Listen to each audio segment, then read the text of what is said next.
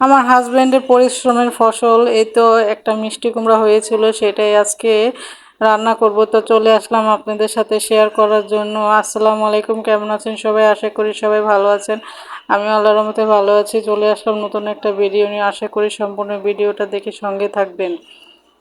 এই তো আমার হাজবেন্ডের একার পরিশ্রমের ফসল, কাউ সাহায্য ছাড়া সে একাই পরিশ্রম করে, আমার সাহায্য নেয় না, আর আমি করিও না। কখনো একটু পানিও দেই না, মানে একটা ঘাসও উঠাই নাই, কিংবা মানে গাছে যে মানে খাবার টাবার দেওয়া লাগে এগুলোও দিই না। কিন্তু ঘরের ভিতরে যেগুলা করা লাগে সেগুলোই করি। যেমন চা পাতা এনেছিল, সেগুলো একটু শুকিয়ে পলিথিন করে রাখা, তারপরে আহ, নিম পাতা, তারপরে ডিমের খোসা, এগুলো আমি একটু মানে শুকিয়ে তাকে এগুলা করে দিয়েছি ঘরের থেকে।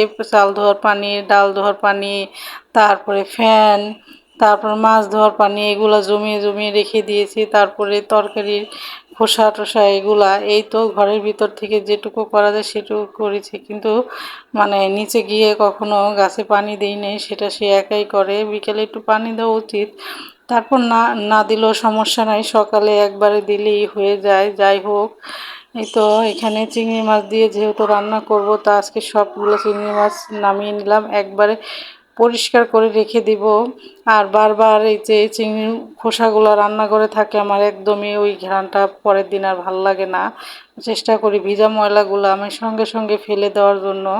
এর জন্যই আজকে সবগুলা বের করে নিলাম। আর আমি কিন্তু পুরো ছিলকা ছিলে আমি মানে চিংড়ি মাছটা রান্না করি, খাই, আমার ভালো লাগে। মানে আমি ছিলকাটা কেন জানি খেতে পারি না। তো আমার শ্বশুরবাড়ি এলাকায় ওনারা এই ছিলকা সহই করে, মানে রেখে দেয় চিংড়ি মাছের সাথে। আর চিংড়ি মাছটা একটু ছোট হয়ে যায় ছিলকাটা ছিলে। যাই হোক, এই তো অনেকেই মানে এই চিংড়ি মাছের ছিলকাগুলাই করে বেটে তারপরে দেয়। আমার না কেন জানি চিংড়ি শুটকিটা আমার ভালো লাগে না, জানি না, বলতে পারবো না কেন জানি। আমার কাছে ওইটা শুটকি শুটকি একটা ঘ্রাণ আসে, এর জন্য আমি ওটা খেতে পারি না। আমি কিন্তু চিংড়ি মাছের ভর্তা করলে চিংড়ি মাছটা মানে কাঁচা চিংড়ি নিয়ে তেলে ভেজে তারপর আমি সেই ভর্তাটা করি। কিন্তু আমার শুটকিটা আমার তেমন ভালো লাগে না, আর চিংড়ি শুটকি খুব কমই খাই। এই তো এখানে আমি এই যে এই কটা মাছ নিলাম, আমি এখন একটু ভেজে নিব। আমার কাছে ভাজলে একটু গ্রানটা ভালোই লাগে।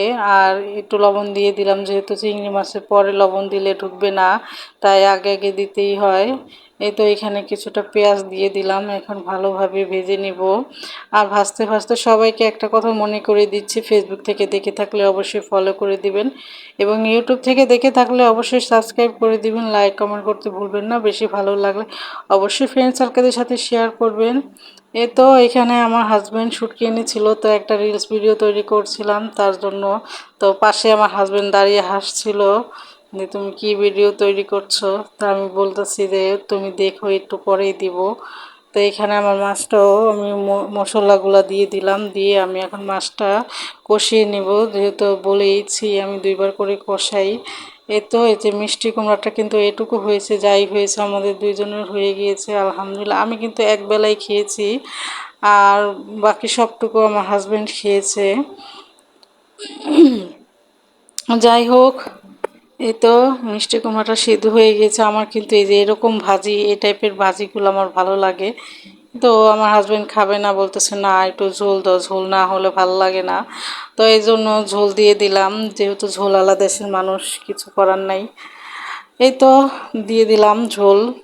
তো আজ এই পর্যন্তই, সবাই ভালো থাকবেন, সুস্থ থাকবেন, আল্লাহ হাফেজ।